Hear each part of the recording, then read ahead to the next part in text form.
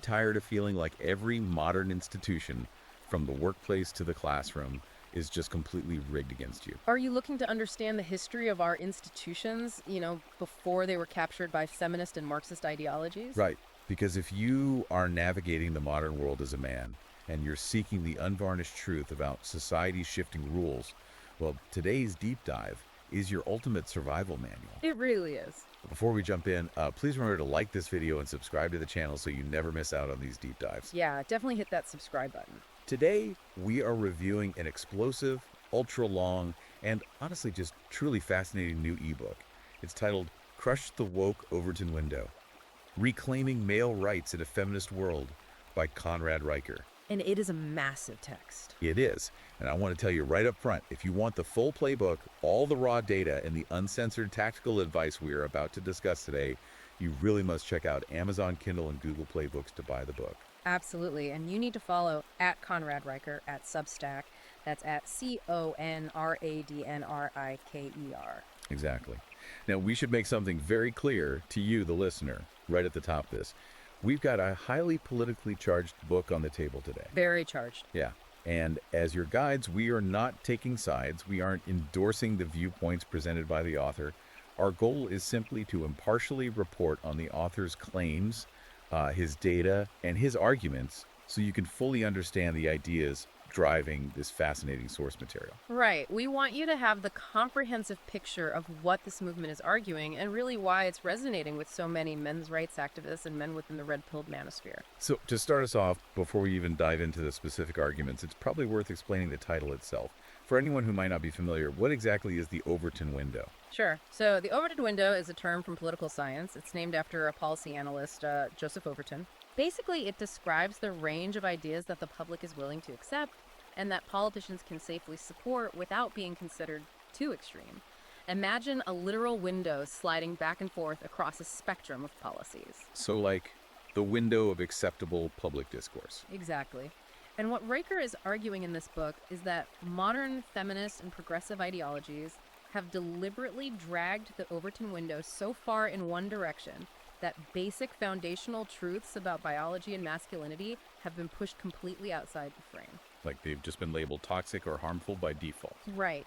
And his goal with this book isn't just to, gently nudge the window back. He is advocating for a complete shattering of it.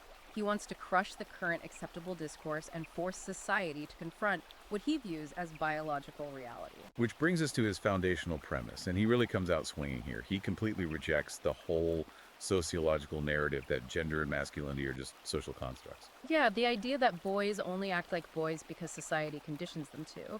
He has zero time for that. Zero. He argues that masculinity is the biological operating system of civilization itself. And I was really struck by how aggressively he attacks that construct theory. He brings in just a mountain of statistics to try and prove that male biological traits, specifically the drive for risk, competition, physical exertion, are the literal glue keeping society running. The numbers he pulls are pretty wild. They really are. Like, he points to the New York Fire Department, noting that it is 93% male. Right. But he doesn't just drop that stat and move on. He digs into the psychology of it. Did you catch the survey data he included about adrenaline? I did, yeah. It's a crucial piece of his evolutionary argument. He cites a 2023 survey finding that 84% of active duty firefighters actually report an adrenaline addiction. 84%. Yeah. They possess an actual psychological and physiological drive to run toward danger. And Reicher frames this by looking backward at human evolution. You're back to the Stone Age. Exactly. He argues that our ancestors' survival depended entirely on men risking violent death for large rewards. In the Pleistocene epoch, that meant hunting large game or defending the tribe from predators. And to do that, the male body had to be flooded with specific hormones. Right. He notes that Harvard Medical School data confirms men produce roughly 20 times more testosterone than women. 20 times. And he argues you can't just turn off hundreds of thousands of years of evolutionary hardware just because we invented air conditioning and office cubicles. Exactly. His point is that biology isn't bigoted, it's just reality. Desk jockeys don't sprint into collapsing burning buildings. But then he takes that same evolutionary lens and applies it to white-collar environments, like Wall Street. Yeah, the financial sector. Right. I was reading his breakdown of the National Bureau of Economic Research data. And he claims that male traders outperform women by 35% in high-stakes, high-stress environments. 35% is a massive margin. It is. But how does he connect a guy trading stocks in Manhattan to a Stone Age hunter? I mean, isn't that a massive leap? Well, from his perspective, the underlying mechanism is exactly the same. The environment has changed, sure, but the biological imperative hasn't. High-stakes trading involves the exact same risk-reward calculus, the same need for rapid decision-making under extreme stress, and that aggressive drive to secure resources. So a stock ticker is just a modern-day mammoth to hunt. Essentially, yes. And he points to Silicon Valley as well. He notes that 92% of successful tech startups are founded by men. 92%. Yeah. And he pulls World Bank data showing nations with higher male testosterone levels historically produce 22% more patents and inventions. Wow. So to Riker, these statistics are not the result of some grand patriarchal conspiracy to keep women out of these fields. They are the direct, unavoidable result of an evolutionary blueprint that specifically rewards the male drive to conquer, invent, and protect.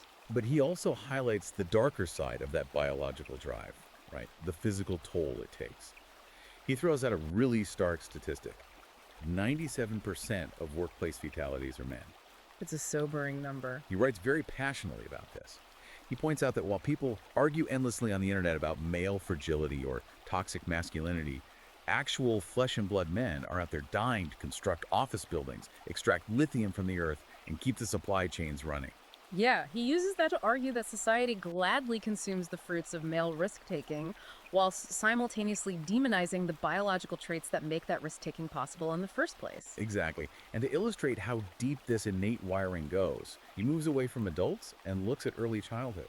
There's this fascinating anecdote he includes about a 2017 UCLA observational study on a playground. Oh, the sandcastle story. Yes, I found this so interesting because it perfectly captures his point about leadership and hierarchy. He's saying it's not taught, it's etched into our DNA.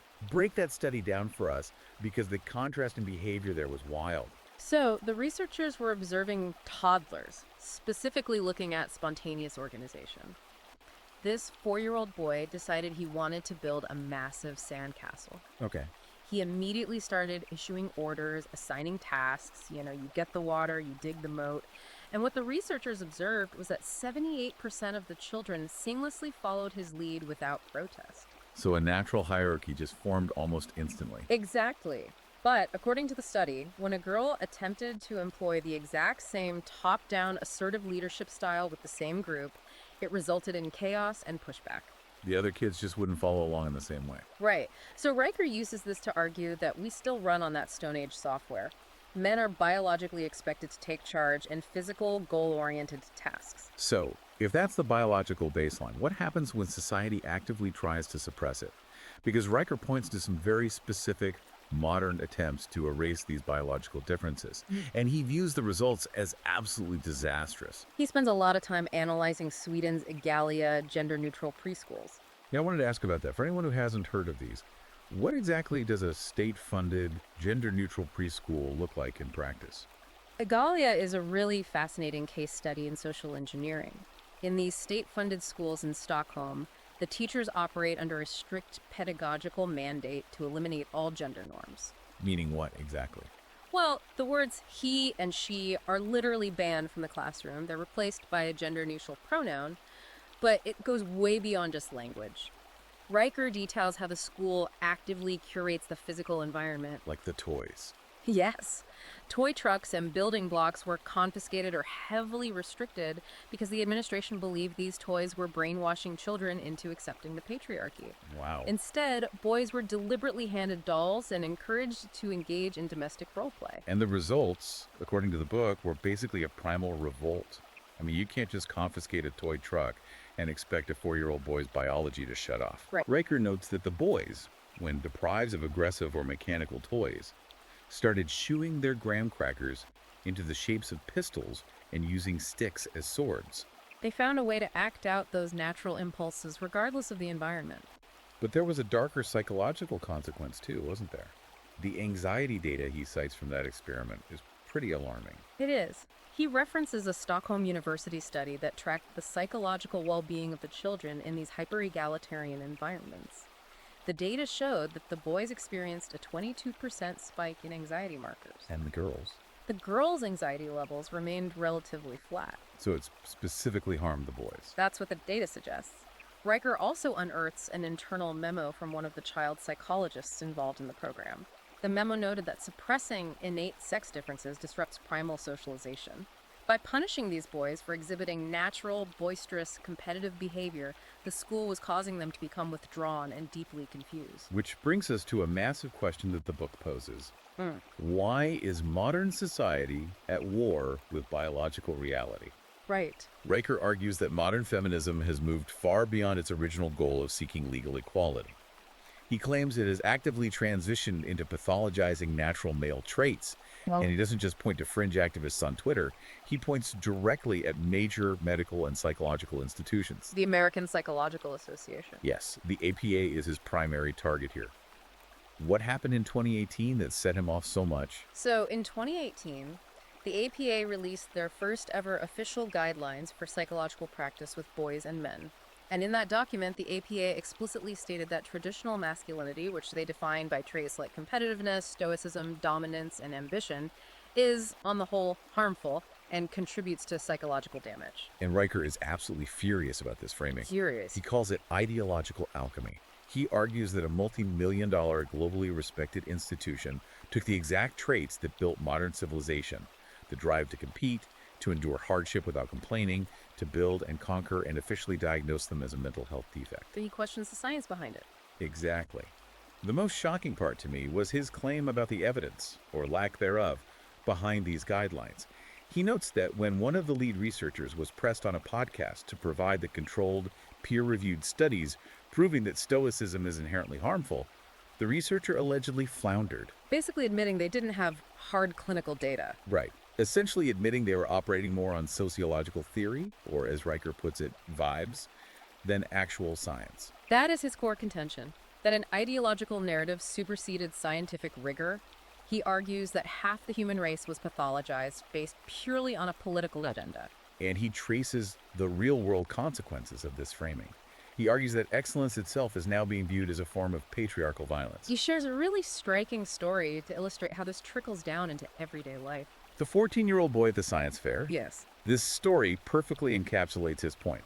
So this kid spends months building a highly complex functional engine.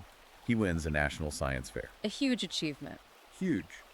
But instead of the judges simply applauding his mechanical genius and hard work, Riker details how the judges pulled him aside and asked him a very specific question. They asked if he had, quote, considered the environmental and sociological harm of male-dominated achievement paradigms. It's just unbelievable. They couldn't just let him be excellent. They had to frame his individual achievement as a symptom of a problematic demographic. Exactly. The builder mentality is aggressively suppressed. And Riker argues that this suppression begins early. He actually correlates the 2018 APA guidelines with a subsequent 40% spike in ADHD diagnoses for young boys. Suggesting what? That they're just medicating them into compliance? That's exactly his argument. He suggests that active, boisterous boys are increasingly being medicated rather than having their energy channeled constructively. The traits that historically forged empires are now treated as behavioral defects to be cured with pharmaceuticals. So if boys are being conditioned this way in the classroom and medicated for acting like boys, what happens when they grow up and try to enter higher education or the corporate world? That's where things get even more complicated. Yeah, that brings us to a really alarming portion of the book: the institutional capture of universities, and what Riker vividly refers to as the corporate castration of men.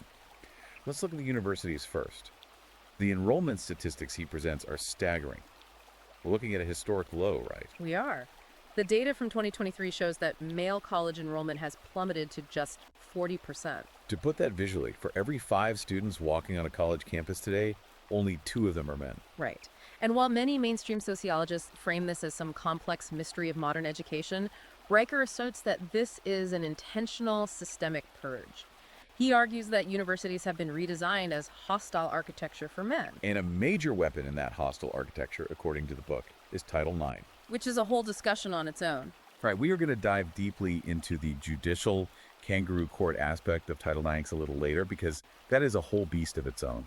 But in the broader context of campus culture, he argues that Title IX's bureaucracies force men to navigate an environment where their very presence is viewed as inherently problematic or dangerous. And he claims this environment is protected by a concept he calls academic lysenkoism. I had never heard this term before reading the book.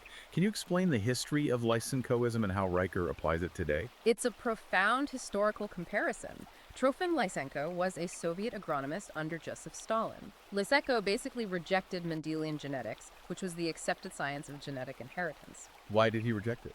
because he believed it conflicted with Marxist ideology. Marxism dictated that environment, not innate traits, shapes everything. Stalin backed Lysenko, and as a result, all dissenting scientists were fired, imprisoned, or executed. And what happened to the agriculture? Soviet agriculture completely collapsed, leading to massive famines, all because scientific truth was subordinated to political ideology.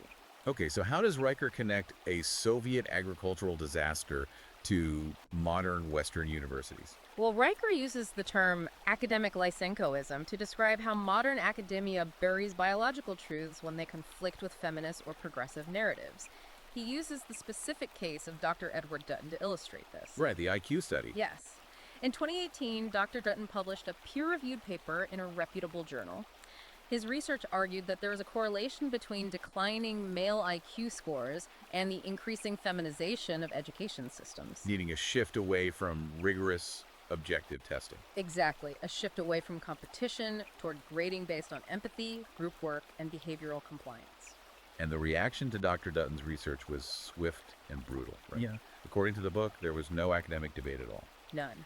There were no counter studies published to challenge his methodology. Within weeks, his university labeled him a misogynist, his funding was stripped, and the study was effectively buried. Riker calls this ideological arson. The science didn't matter. The political optics were just unacceptable.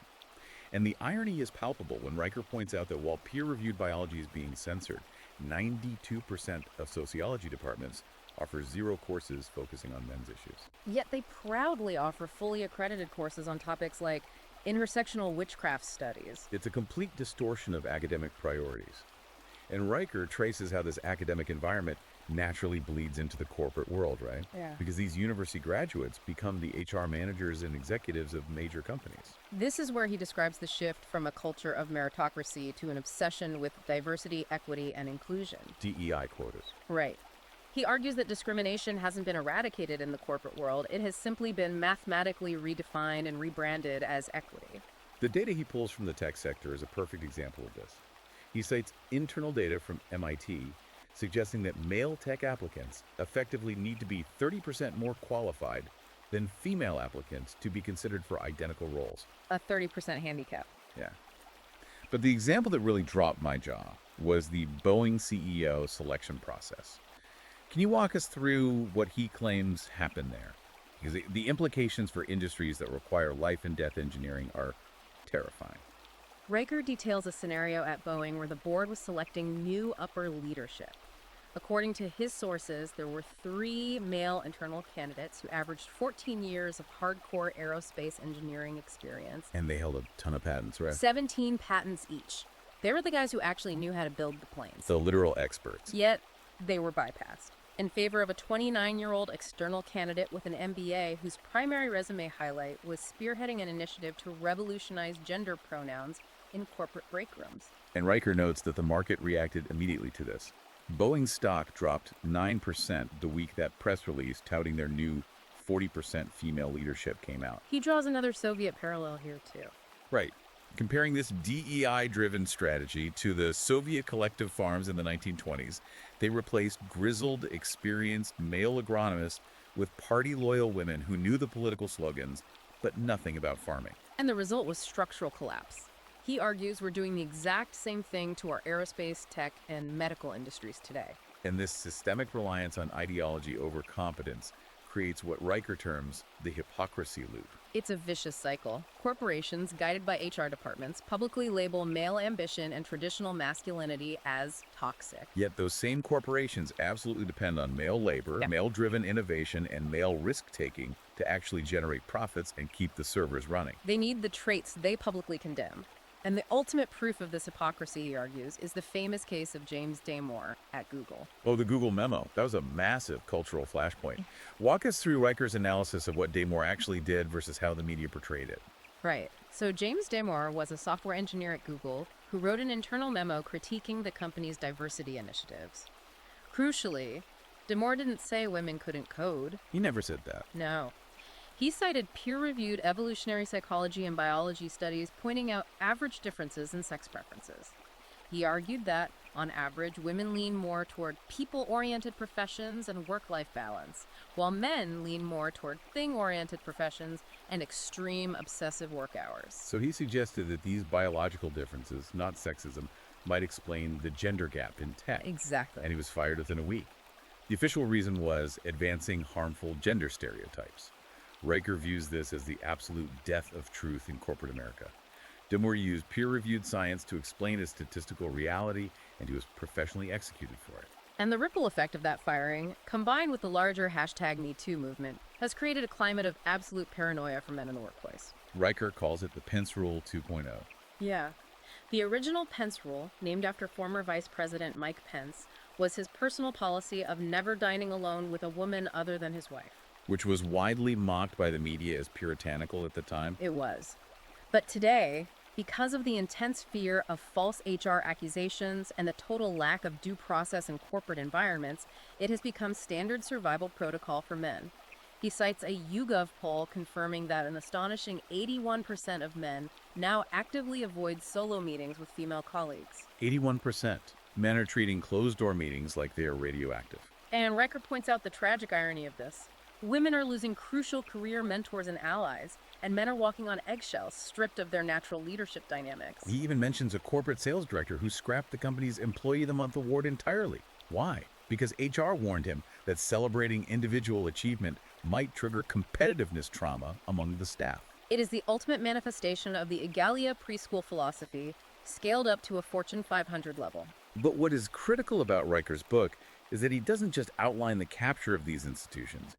He dedicates significant time to highlighting the resistance. Yes, he observes that capable men are recognizing the game is rigged and they are simply opting out. One of the most fascinating areas of resistance he tracks is the explosion of homeschooling. The numbers on that are incredible. He notes that homeschooling among conservative families has surged 300% since 2020. Fathers are looking at the public school system, seeing how boys are pathologized, and saying, absolutely not. He shares a great story about two homeschooled brothers in Michigan, aged 12 and 14. Their father realized the standard curriculum was failing them, so he tossed out the modern math textbooks and replaced them with Cold War-era engineering and ballistics manuals. And the result?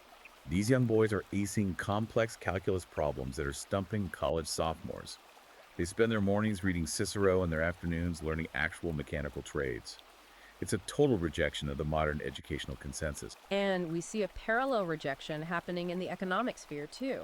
With men feeling artificially capped in traditional corporate hierarchies due to diversity quotas, they're forming their own shadow economies. Right, he profiles the rise of the Dad Hires Dad network.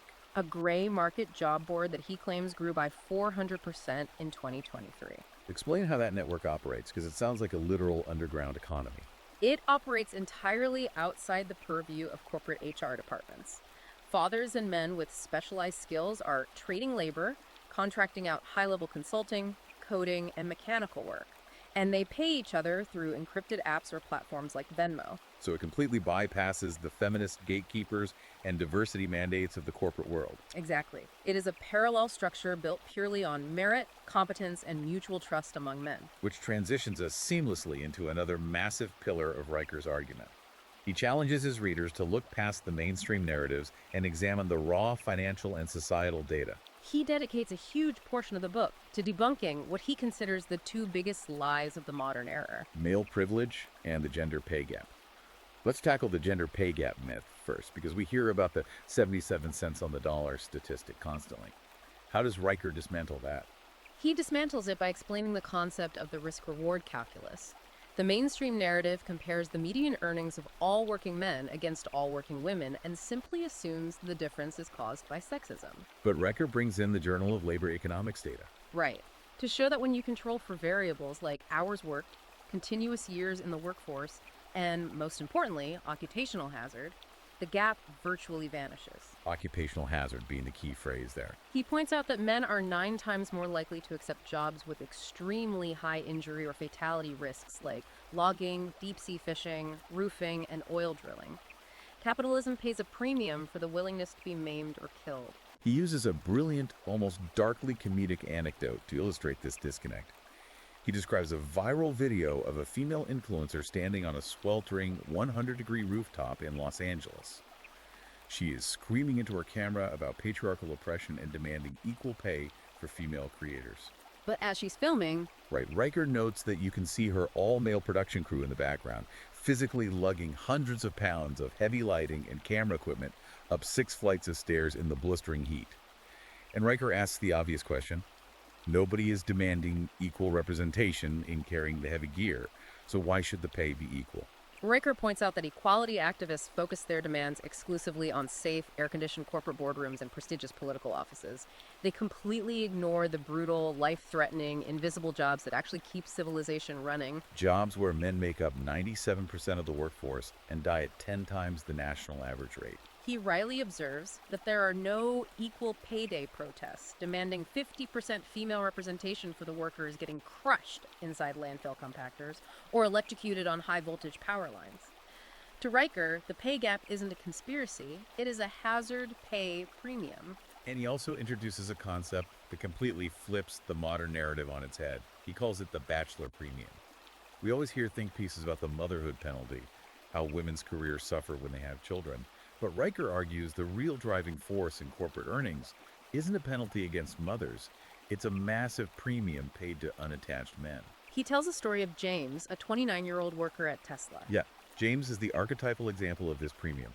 James literally sleeps under his desk in a sleeping bag 3 nights a week. He has no wife, no children, no social obligations. He simply grinds out 80-hour work weeks to outcompete the family men and women in his division. James told Riker in an interview, "I monetize my loneliness." I monetize my loneliness. That is such a brutal, accurate summary of hypercapitalism. And the macroeconomic data fully supports James's strategy. Riker pulls from the Bureau of Labor Statistics, showing that single men without children work 19% more overtime hours than fathers or mothers. And the Urban Institute found that this relentless availability boosts their lifelong earnings by a staggering 22%. Riker even points to leaked 2022 promotion data from Amazon. It proved that childless men snagged 30% more leadership roles simply because they could be deployed to a new city at a moment's notice. It's not patriarchy, it's just the ruthless math of availability. Now, if we pull back and look at the broader societal implications of this dynamic, Riker identifies what he calls a massive compassion gap.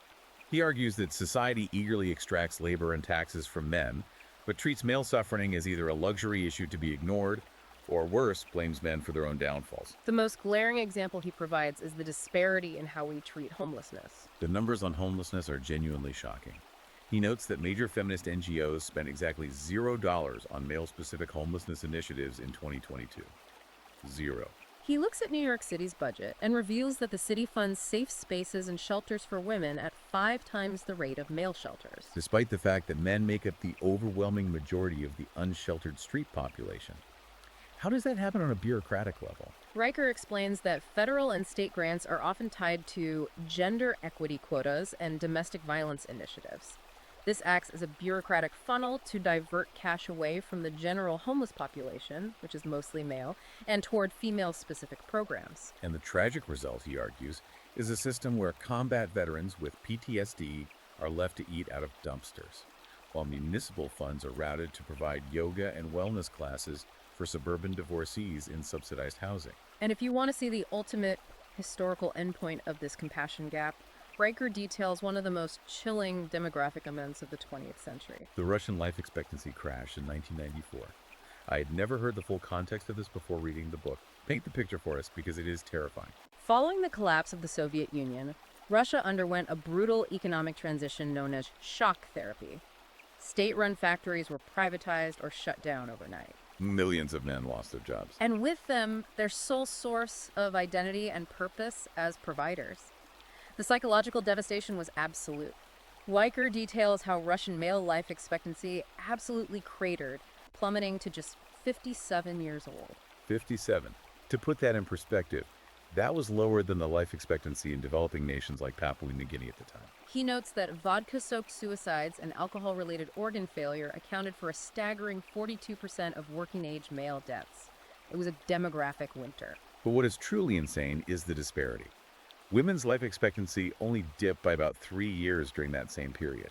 The World Health Organization classified it as the worst peacetime health collapse in modern history. And how did the international community respond to millions of men dying of despair? According to Riker's research, the global NGO apparatus essentially ignored the male mortality crisis. He points out that the UN Population Fund, flush with $12.6 million from George Soros's Open Society Foundations, arrived in Russia during this crisis. And poured their resources entirely into increasing access to female contraception and abortion clinics. The dying men were largely ignored, occasionally handed translated pamphlets on the virtues of temperance. Riker uses that tragedy as a grave warning. He argues that when a society strips men of their purpose and abandons them, the entire structure collapses and the global establishment simply does not care. And he brings this argument directly into the present day by outlining what he calls the silent biological war on modern men's bodies. The environmental data he presents here is terrifying. We're talking about a literal chemical castration of the male population. He is referring to the global collapse in male fertility and testosterone. He cites heavily corroborated medical data showing that the average man's sperm count has plummeted by 59% since 1973. This isn't a slow decline, it's a cliff edge. And Riker places the blame squarely on environmental toxins that disrupt the endocrine system. He points to the proliferation of microplastics, chemical plasticizers like phthalates, and the massive inclusion of high fructose corn syrup and soy in the Western diet. The section on soy is fascinating. He explains the biochemistry, noting that soy isoflavones bind to estrogen receptors in the human body 1,000 times more efficiently in males than they do in females. He argues that we are pumping the male population full of synthetic estrogens, causing skyrocketing rates of low testosterone, depression, and lethargy. And the medical system's response to this crisis reveals another glaring double standard. He tells the story of Tom, which perfectly illustrates the hypocrisy of modern healthcare. Tom is a 45-year-old man who went to his doctor suffering from severe fatigue, brain fog, and depression, classic symptoms of crashing testosterone levels. His blood work confirmed his levels were at the bottom of the barrel. Yet, when his doctor prescribed testosterone replacement therapy, his insurance company denied the claim. They categorized his hormone crash as natural aging and the treatment as a cosmetic luxury. But the kicker is what happened with Tom's wife. That exact same year, Tom's wife began experiencing menopause symptoms. Her doctor prescribed hormone replacement therapy, and the insurance company covered it completely, no questions asked. Riker uses this to prove a systemic bias. Society views women's sexual and hormonal health as a fundamental human right, but treats men's hormonal health as an out-of-pocket cosmetic indulgence. He even notes that the Affordable Care Act federally mandated coverage for female contraception, but left male testosterone optimization completely unprotected. This systemic disregard for male well-being, Riker argues, is not just limited to healthcare or the corporate world. It is violently codified into our legal system. Which brings us to a deeply disturbing portion of his analysis, judicial lawfare. He takes a scalpel to family courts and the campus Title IX tribunals, arguing that the justice system has been weaponized to execute a slow-motion judicial lynching of men. Let's start with the police and domestic disputes, because he unpacks something called the Duluth model, which is pretty stunning. Yeah, I think most people assume that when the police respond to a domestic call, they assess the evidence and arrest the aggressor. But Riker explains that since 1981, that is not how the law works. What is the Duluth model? The Duluth model was developed in Duluth, Minnesota, heavily influenced by feminist theory. It operates on the core assumption that domestic violence is fundamentally a tool of patriarchal control used by men against women. So it's an ideological assumption baked into policing. Exactly. Therefore, it mandates a primary aggressor policy that heavily biases police toward automatically arresting the male at the scene of a domestic dispute. Regardless of who initiated the violence or who has the more severe injuries. Right. And Riker shatters the justification for this model using the government's own data. He cites a 2019 independent audit of police records showing that in 63% of the cases where a man was automatically arrested under these protocols, further investigation revealed the female was actually the primary perpetrator. He brings in the FBI's 2022 survey data too, which shows that 46% of all domestic violence victims are actually men. To further deconstruct the patriarchal control narrative, Riker points to a CDC survey regarding intimate partner violence among same-sex couples. The data reveals that 53% of lesbian couples report experiencing domestic violence, compared to only 35% of heterosexual couples. Riker argues this data completely destroys the feminist script, that toxic masculinity and patriarchy are the root causes of domestic abuse. Yet despite the data, the state continues to heavily fund and enforce the Duluth model. He argues it legally enforces male disposability, creating a presumption of male guilt before a trial even begins. He shares a horrifying anecdote from Texas. Yes, the stabbing case. A man is literally stabbed by his wife while he's asleep in his bed. He survives, she goes to trial. Her defense lawyer doesn't deny she stabbed him. Instead, he successfully argues that she suffered from battered woman syndrome and lived in pervasive fear of his toxic masculinity. And she was acquitted. Acquitted. Riker says we have reached a point where feminist legal theory has successfully rebranded attempted murder as coactive self-defense. And if the criminal courts are biased, Riker argues the family courts are a total slaughterhouse for men. He traces the origin of this to the advent of no-fault divorce, which California pioneered in 1970 under Governor Ronald Reagan. Right. At the time, it was sold to the public as a necessary mechanism to liberate women from abusive marriages without having to prove infidelity or cruelty. But the societal fallout, according to Riker's data, was apocalyptic. He notes that the introduction of no-fault divorce triggered a 400% explosion in fatherless homes by 1985. It didn't just liberate the abused, it incentivized the dissolution of the family unit. It birthed the $50 billion a year alimony and child support industry, where 83% of the payers are men. And when it comes to custody, the bias is undeniable. Family courts award sole or primary physical custody to mothers an astounding 93% of the time.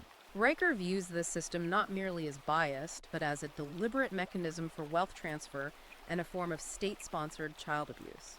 He shares the heartbreaking story of a Michigan welder who spent his life providing for his family. During the divorce, he fought for custody of his 3 daughters. Despite the fact that the mother had 2 prior criminal convictions for methamphetamine possession, the family court judge awarded her full custody, citing the deeply ingrained legal precedent that young children require maternal nurturing. Riker points out the perverse incentives of the welfare state here, too.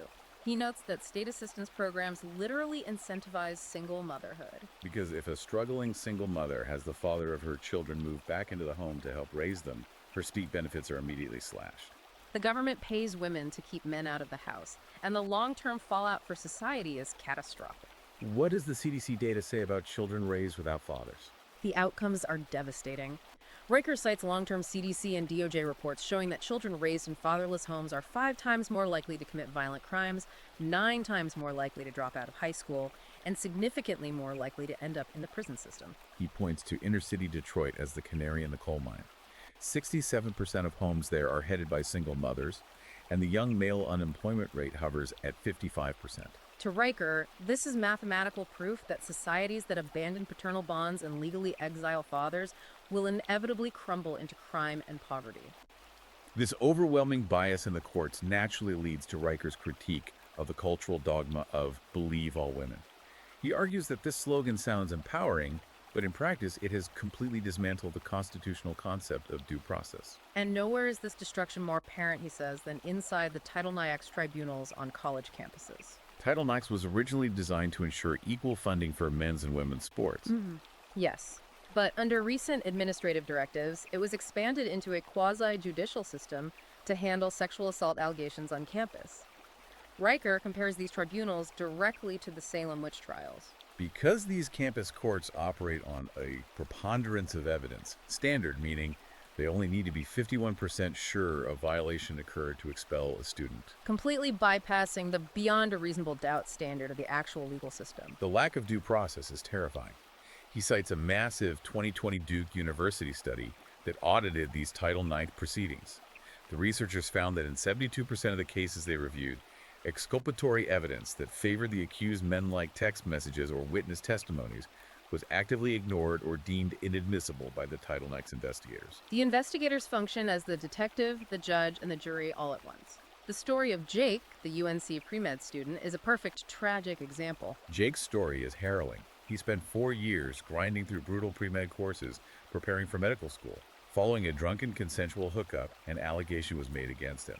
Under the university's Title IX tribunal, the entire hearing took just 15 minutes. 15 minutes. Jake was not allowed to have a lawyer present, and he was denied the right to cross-examine his accuser. He was expelled, and his medical career was destroyed instantly. But the truth eventually came out, didn't it? It did, but far too late. 2 years later, text messages surfaced in a separate civil proceeding proving that the accuser's friends had relentlessly pressured her to file the false claim as a retaliatory tactic over a petty sorority feud. She admitted she lied. But Jake's life was already derailed. Riker points out that sociologists at Stanford have coined a term for this dynamic: victim capital. Women are increasingly aware that they can weaponize false accusations to gain social sympathy, leverage in academic disputes, or even career advancements. Knowing full well that they face absolutely zero legal or academic consequences for perjury if they are caught lying. So, if you're a young man listening to this, and you hear that the corporate workplace is a minefield of HR traps, the family courts will strip you of your children and your wealth, and universities will expel you on a whisper, you have to ask, where do men go? How do they navigate relationships? Riker tackles this head-on as he dives into the sexual marketplace crisis. He argues that modern dating, turbocharged by technology and media, has become a trap specifically designed to break male confidence and extract their resources. This is where Riker applies evolutionary psychology to modern technology. He analyzes the concept of hypergamy, the innate biological drive in females to seek out the highest status, most resourceful mate available. Historically, this meant finding the strongest hunter. Today, it means finding the wealthiest, most attractive man. He argues that dating apps like Tinder haven't changed human nature, they have weaponized it, creating a hyper-efficient market that ruthlessly filters out average men. The data he pulls from dating apps is brutal. He cites analytics showing that the top 10% of attractive men on Tinder hoard roughly 58% of all female matches. He calls it sexual feudalism with Instagram filters. You have a tiny sliver of elite men acting as lords, rotating through the majority of the female population, while the bottom 80% of men are essentially digital peasants, fighting over scraps or getting zero matches at all. To prove how superficial this algorithm is, Riker discusses the infamous Chadfish experiments.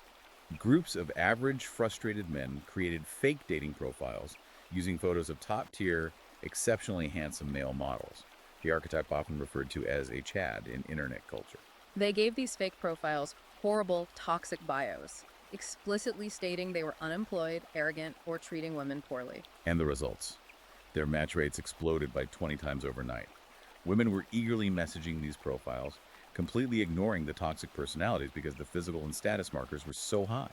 Riker uses this to argue that the modern sexual marketplace is utterly hypocritical. Society demands traditional male provisioning, paying for dates, providing security, but refuses to offer traditional female reciprocity, like loyalty or modesty, in return. And he points to international examples of how the state actually enforces this hypergamy. The Singapore housing trap is a wild example. Singapore provides a stark look at state-enforced marriage dynamics. In Singapore, public housing is heavily subsidized, but there is a catch. Single men under the age of 35 are legally barred from purchasing these apartments. The only way for a young man to unlock access to property ownership and build wealth is to produce a wife. Riker views this as the state holding a financial gun to a man's head. It forces men to participate in a skewed dating market, essentially turning husbands into tax mules to fund a societal structure that overwhelmingly caters to female security. So if a man looks at this rigged dating market and decides the juice isn't worth the squeeze, what are his options? If he opts out, what is waiting for him? According to Riker, it's a chemical lobotomy. He takes a very dark turn here, diving into the devastating impact of modern pornography and parasocial platforms like OnlyFans on the male brain. Riker frames industrial-scale pornography not as liberation, but as a form of biological warfare against young men. He cites a landmark study from the Max Planck Institute in Germany, which utilized MRI brain scans. The study found that chronic porn consumption literally physically alters the brain, reducing the gray matter in the prefrontal cortex, the region responsible for motivation, discipline, and long-term decision-making, by up to 14%. It hijacks the brain's dopamine circuits in a manner biologically indistinguishable from a cocaine addiction. He shares a story about a 27-year-old aerospace engineer. This guy is highly educated, making great money, but he falls down the OnlyFans rabbit hole. He ends up blowing $800 a month tipping cam girls forming these delusional parasocial relationships with women who don't know he exists. He eventually loses his real-life fiancée over it. Riker points out the absolute hypocrisy here. Modern feminism aggressively pathologizes real biological male desire as creepy or toxic, yet mainstream media celebrates OnlyFans creators as empowered entrepreneurs. And if you want to see the terrifying endgame of this technological pacification, Riker points to Japan. He discusses the phenomenon of the herbivore men. Following the bursting of the Japanese economic bubble in the 1990s, the traditional salaryman ideal, where a man could easily provide for a family on a single income, became unattainable for many. Faced with intense societal shame for failing to meet traditional provisioning standards, a massive cohort of Japanese men simply retreated. He notes that nearly 40% of Japanese men under 35 now refuse to date or even seek full-time employment. They live with their parents, consume anime, and increasingly interact with AI. He introduces us to a 29-year-old guy named Hiroshi Nakamoto who spends $1,200 a month on a highly advanced AI-driven virtual hologram wife. When Riker interviewed him, Hiroshi's justification was heartbreaking but logical within his framework. He said, "Real women expect me to buy dinner, they judge my income. My hologram just tells me I'm perfect when I get home." Riker calls this civilizational collapse perfectly disguised as technological progress. And this retreat is not an accident, Riker argues. It is actively encouraged by a media apparatus that relentlessly sabotages male identity. He believes the media deliberately keeps men trapped in a cycle of low self-esteem to make them easier to manage and market to. He points to survey data showing that 62% of men feel that mainstream media, from sitcoms to commercials, consistently paints them as bumbling idiots, deadbeats, or outright villains. The Gillette ad. He spends a lot of time on the infamous 2019 Gillette toxic masculinity commercial. For decades, Gillette's slogan was, "The best a man can get," celebrating masculine success. Then they release an ad lecturing their own customer base about bullying, mansplaining, and sexual harassment, essentially telling men they need to do better. Riker notes that the backlash was biblical. Forbes reported that Gillette's parent company, Procter & Gamble, hemorrhaged $8 billion in write-downs shortly after that ad aired. They insulted the very men who bought their razors to placate feminist activists on Twitter, and the men voted with their wallets. Riker identifies this pervasive media strategy as the betification agenda. He argues that modern Hollywood writers deliberately deconstruct and weaken historically strong male protagonists to make newly inserted female characters appear competent by default. He uses the example of Henry Cavill's highly publicized exit from Netflix's adaptation of The Witcher. Cavill, who is a massive fan of the hypermasculine, gritty source material, reportedly clashed with the show's writers because they openly despised the book's lore and attempted to reduce his iconic stoic character into a simpering, emotionally vulnerable sidekick.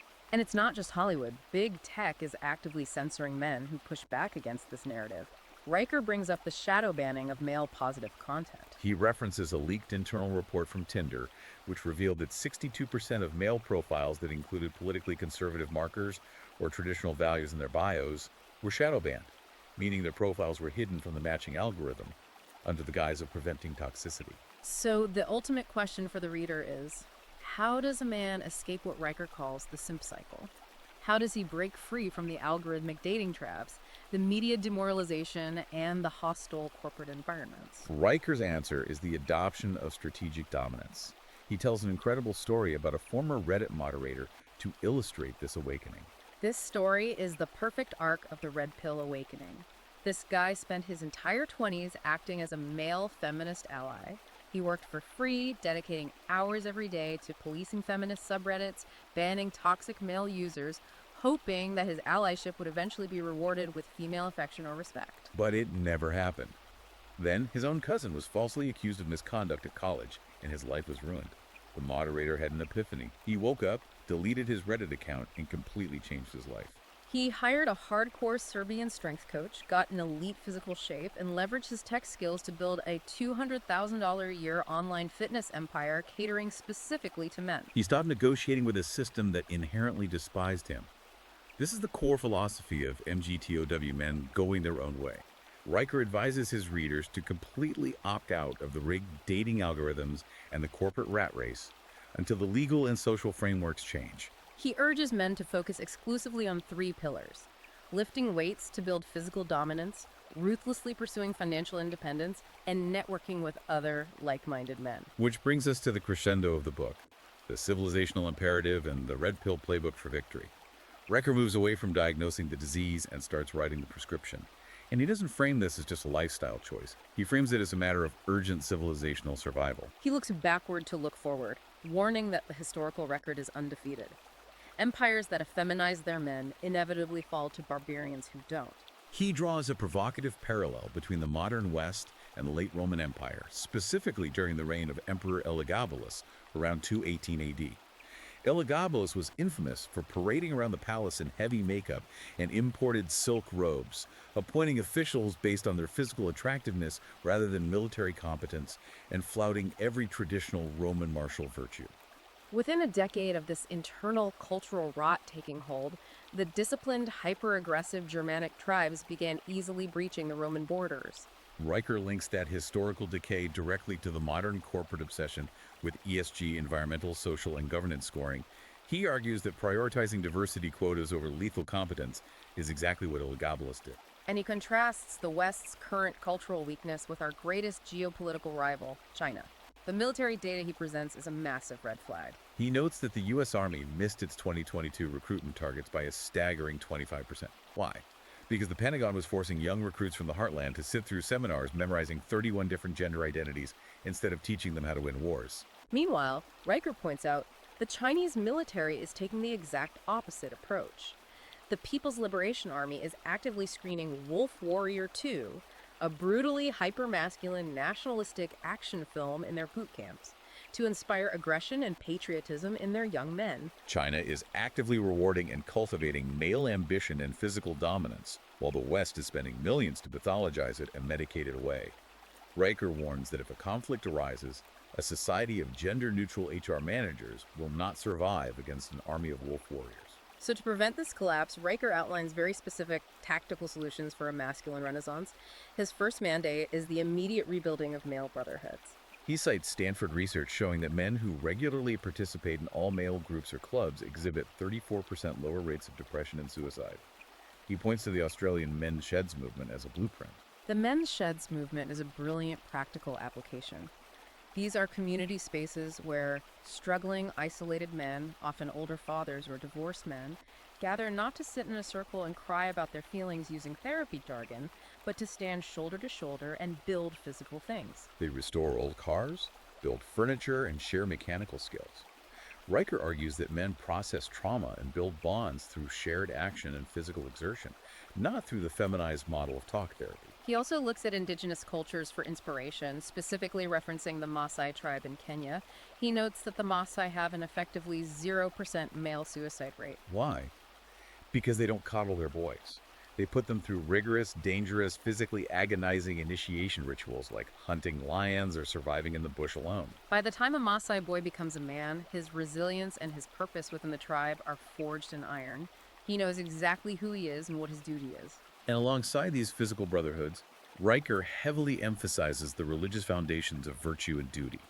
He takes a hard look at modern religious institutions, noting that progressive Christian churches that have embraced female clergy and softened their theology are hemorrhaging male congregants at record rates. In contrast, Orthodox, highly structured communities are thriving. He points out that in Orthodox Jewish communities, 94% of men are married and acting as providers by age 30. He specifically praises Islam for its unapologetic patriarchal structure. He cites sociological studies out of Oxford showing that young Muslim boys growing up in the West develop incredible academic grit and psychological resilience. The researchers attribute this to the fact that their religious framework teaches them that masculinity, provisioning, and protecting the family are sacred duties commanded by God, rather than a toxic trauma they need to apologize for. It gives them a profound sense of purpose that secular Western boys are entirely lacking. Moving from the cultural to the practical, Riker offers a very specific financial and digital playbook for surviving the current system. He introduces a fascinating concept he calls outrage arbitrage. He explains how savvy, red-pilled creators have figured out how to financially weaponize the mainstream media's hatred of them. This is pure guerrilla marketing.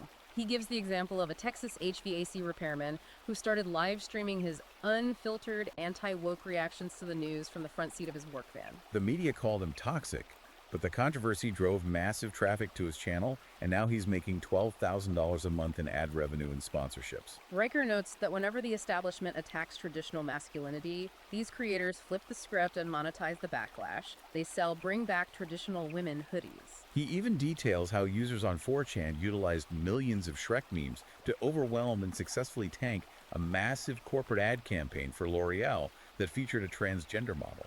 They are using humor and coordinated digital strikes to inflict real financial pain on woke corporations. Which leads directly into his final tactical advice: the absolute necessity of building parallel structures. Riker argues that you cannot reform captured institutions, you must bypass them entirely. Since big tech platforms routinely censor men for expressing biological realism, he mandates that his readers migrate to encrypted communication apps like Signal and alternative social platforms like Gab. He notes that Gab's user base surged to over 4 million almost overnight after Twitter engaged in mass bannings of male-positive accounts. And the financial advice is equally aggressive. He advises men to legally shield themselves from corporate diversity quotas and HR mandates by establishing men's rights LLCs. By utilizing the Religious Freedom Restoration Act, these business structures can legally bypass certain progressive mandates. And he heavily pushes cryptocurrency. He urges his readers to adopt Bitcoin and privacy coins like Monero to completely circumvent feminist-controlled banking policies. He warns that in the near future, central bank digital currencies could be easily weaponized to freeze the bank accounts of any man who posts an unapproved opinion online. You have to control your own money. Finally, to prove that these parallel structures can actually work on a macro scale, he points to Hungary. Hungary instituted aggressive, pro-family, pro-masculinity tax policies. For example, they completely eliminated the income tax for life for mothers of four, but they structured the incentives to heavily reward married fathers who act as the primary breadwinners. Riker points to Hungary's rising birth rates and stable marriage rates as empirical proof that when a nation stops demonizing men and starts incentivizing masculine responsibility, the entire civilization flourishes. So we have covered an absolute mountain of ground today, looking deeply into Riker's intense, controversial, and meticulously detailed worldview. To synthesize everything, Riker's ultimate message to his readers is one of aggressive self-reliance.